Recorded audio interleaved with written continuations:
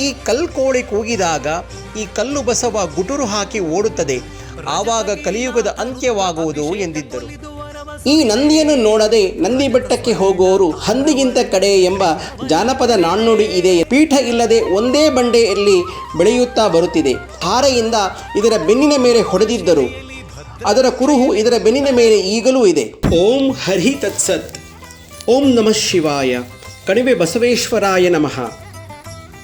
ಬೆಂಗಳೂರಿನ ನಂದಿ ಬೆಟ್ಟಕ್ಕೆ ಚಾರಣ ಹೋಗುವಾಗ ಪ್ರಾಕೃತಿಕ ವಿಸ್ಮಯವೊಂದು ಸೂಜಿಗಲಿನಂತೆ ಸೆಳೆಯುವ ಬಸವಣ್ಣನ ಬೃಹತ್ತಾದ ಕಲ್ಲಿನ ಮೂರ್ತಿ ಇರುವ ದೇವಾಲಯ. ಹೌದು, ಅದೇ ಚಿಕ್ಕಬಳ್ಳಾಪುರ ಜಿಲ್ಲೆಯ ನಂದಿ ಬೆಟ್ಟಕ್ಕೆ ಅತಿ ಸಮೀಪದಲ್ಲಿ, ಅಂದರೆ ಹೆಚ್ಚು ಕಮ್ಮಿ 4 ಕಿಲೋಮೀಟರ್ ಅಂತರದಲ್ಲಿರುವ ಕಣಿವೆ ಬಸವೇಶ್ವರ ದೇವಾಲಯ. ಚೆನ್ನಗಿರಿ ಮತ್ತು ನಂದಿಗಿರಿ ಎಂಬ 2 ಬೆಟ್ಟಗಳ ಮಧ್ಯೆ ಹಾದು ಹೋಗುವ ದಾರಿ, ಇದನ್ನು ಕಣಿವೆ ಎನ್ನುತ್ತಾರೆ. ಈ ಕಣಿವೆಯ ಮಧ್ಯೆ ಇರುವುದರಿಂದ ಕಣಿವೆ ಬಸವೇಶ್ವರ ಎಂಬ ಹೆಸರಾಗಿದೆ.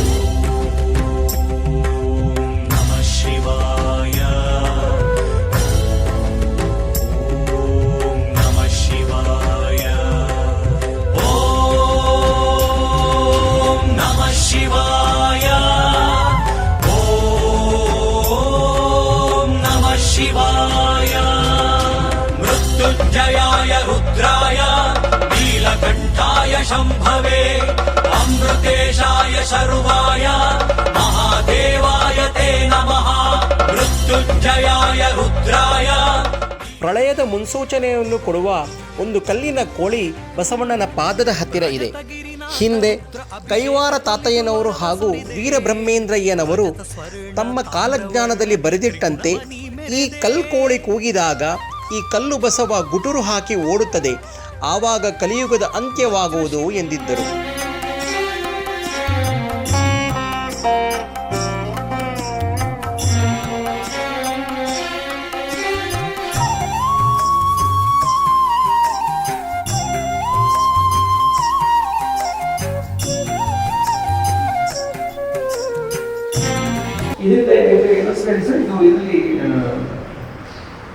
ಇದು ಬೆಳೀತಾ ಇದೆ ಬೆಳೆ. ಈ ನಂದಿಯಿಂದಾನೆ ನಂದಿ ಬೆಟ್ಟಕ್ಕೆ ನಂದಿ ಬೆಟ್ಟ ಅಂತ ಹಾಕೊಂಡು. Okay okay. ಈ ನಂದಿ ನೋಡ್ತಿದ್ದಾಗ ಹಂದಿ ನೋಡ್ತಾರೆ ಅಂತ. ಈ ನಂದಿ ನೋಡ್ತಿದ್ದವರು ಹಂದಿಯಿಂದ ಕಡೆ ಬೆಟ್ಟಕ್ಕೆ ಬರ್ತಾರೆ, ನಂದಿಗೆ ಬರ್ತಾರೆ, ನೋಡ್ಕೊಂತಾರೆ, ಹೋಗ್ತಾರೆ. ಗೊತ್ತಿರೋರು ಮಾತ್ರ ಹೋಗೋದು. ಹೌದು, ಕರೆಕ್ಟ್. ಅಂದ್ರೆ ಈ ನಂದಿ ಸತ ಅಲ್ಲಿ ಬರೋರು ಇಲ್ಲಿ ಬಂದೇ ಹೋಗ್ಬೇಕು ಅಂತ. ಎಷ್ಟು ವರ್ಷ ಇತಿಹಾಸ ಇರ್ಬೋದು ಇದಕ್ಕೆ? 1000 ವರ್ಷ. ಯಾರು ಜನ ಕಟ್ಟಿಸಿದ್ರು ಕೆತ್ತನೆ ಯಾರು ಮಾಡಿಸೋ ಆದ್ರೆ ಇದು 4 ಸಲ ಜೀರ್ಣೋದ್ಧಾರ ಆಗಿದೆ. ಇತ್ತೀಚೆಗೆ ಎಷ್ಟು ವರ್ಷದ ಕ್ಯಾಪ್ ಇದಾಗಿರ್ಬೋದು? ಇದು 4 ಸಲ. ಇದು 3ನೇ ಸಾರಿ ಅಂದ್ರೆ ಎಲ್ಲ ಒಂದು 5-6 ವರ್ಷ ಆಯ್ತು. ಓಕೆ. 3ನೇ ಸಲ ಇದಾವೆ. ಈ ಬಸವೇಶ್ವರ ಮೂರ್ತಿಯ ಬಗ್ಗೆ ಇಲ್ಲಿಯ ಅರ್ಚಕರನ್ನು ಮಾತನಾಡಿಸಿದಾಗ, ಈ ನಂದಿಯನ್ನು ನೋಡದೆ ನಂದಿ ಬೆಟ್ಟಕ್ಕೆ ಹೋಗುವವರು ಹಂದಿಗಿಂತ ಕಡೆ ಎಂಬ ಜಾನಪದ ನಾಣ್ಣುಡಿ ಇದೆ ಎನ್ನುತ್ತಾರೆ ಅರ್ಚಕರು. ಹೆಚ್ಚು ಕಮ್ಮಿ 1000 ವರ್ಷದ ಇತಿಹಾಸ ಇರುವ ಬೆಳೆಯುತ್ತಿರುವ ಈ ಸ್ವಯಂಭೂ ನಂದಿ ವಿಗ್ರಹ ಪೀಠ ಇಲ್ಲದೆ ಒಂದೇ ಬಂಡೆಯಲ್ಲಿ ಬೆಳೆಯುತ್ತಾ ಬರುತ್ತಿದೆ ಹಾಗೂ ಇತ್ತೀಚೆಗೆ 4 ಸಲ ಜೀರ್ಣೋದ್ಧಾರ ಆಗಿದೆ ಎನ್ನುತ್ತಾರೆ. ಒಂದು ನಂಬಿಕೆಯ ಪ್ರಕಾರ ಕಲ್ಲಿನ ಬಸವಣ್ಣ ರಾತ್ರಿ ಹೊತ್ತು ಸುತ್ತಮುತ್ತಲೂ ಇರುವ ರೈತರ ಬೆಳೆಯನ್ನು ನಾಶ ಮಾಡ್ತಾ ಇದ್ದ. ಹಾಗಾಗಿ ಈ ಬೆಳೆಯುತ್ತಿರುವ ಬಸವಣ್ಣನ್ನು ನಿಲ್ಲಿಸಬೇಕೆಂದು ಗಡಾರಿ ಅಂದರೆ ಹಾರೆಯಿಂದ ಇದರ ಬೆನ್ನಿನ ಮೇಲೆ ಹೊಡೆದಿದ್ದರು, ಅದರ ಕುರುಹು ಇದರ ಬೆನ್ನಿನ ಮೇಲೆ ಈಗಲೂ ಇದೆ. ಆದರೆ ಇದು ಬೆಳೆಯುವುದನ್ನು ಯಾರಿಂದಲೂ ನಿಲ್ಲಿಸಲು ಸಾಧ್ಯವಾಗಲೇ ಇಲ್ಲ. ಓಂ ನಮಃ ಶಿವಾಯ, ಓಂ ನಮಃ ಶಿವಾಯ, ಓಂ ನಮಃ ಶಿವಾಯ, ಓಂ ನಮಃ ಶಿವಾಯ.